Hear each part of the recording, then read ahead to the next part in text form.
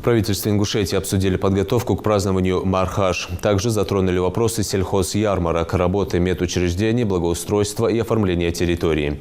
Также в праздничные дни будет работать оперативный штаб. По первому вопросу министр сельского хозяйства и продовольствия Башир Гагиев доложил, что с 12 марта проведено 12 ярмарок в разных городах и селениях региона. Ближайшие ярмарки, приуроченные к празднованию Мархаш, планируется провести 30 апреля и 1 мая. На данных мероприятиях реализовывается продукция в широком ассортименте. Это мясо, зерно пшеницы, молочные продукты, свежие овощи и фрукты. На 15-20% ниже рыночных цен в республике свои продукты представляют ингушские товаропроизводители. В частности, сад-гигант Ингушетии, агрокомплекс Сунжа, подведомственные ГУПы и КФХ.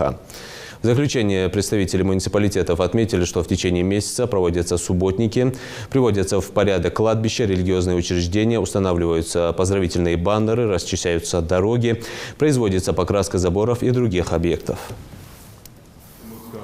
Пожалуйста, наведите порядок в веренных вам территориях. Вчера проехал, газоны не стрижены, дороги не убираются.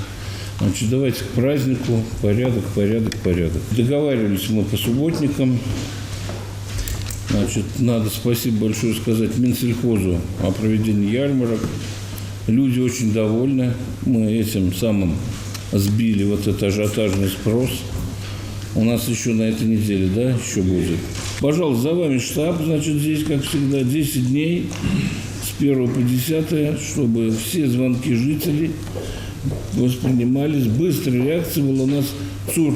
Поэтому ЦУРу тоже задачка. Значит, по министерствам, вот эти дни, которые у нас тоже праздничные, я попрошу всем предоставить график дежурства в министерствах и в администрации.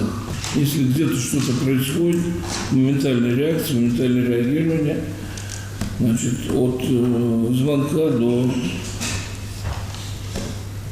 главы района и председателя правительства. Значит, ресурсоснабжающие организации тоже проговорить с ними. Вода, свет, электроэнергия, потому что уж, надеюсь, в эти периоды не будут они отключения делать какие-то плановые.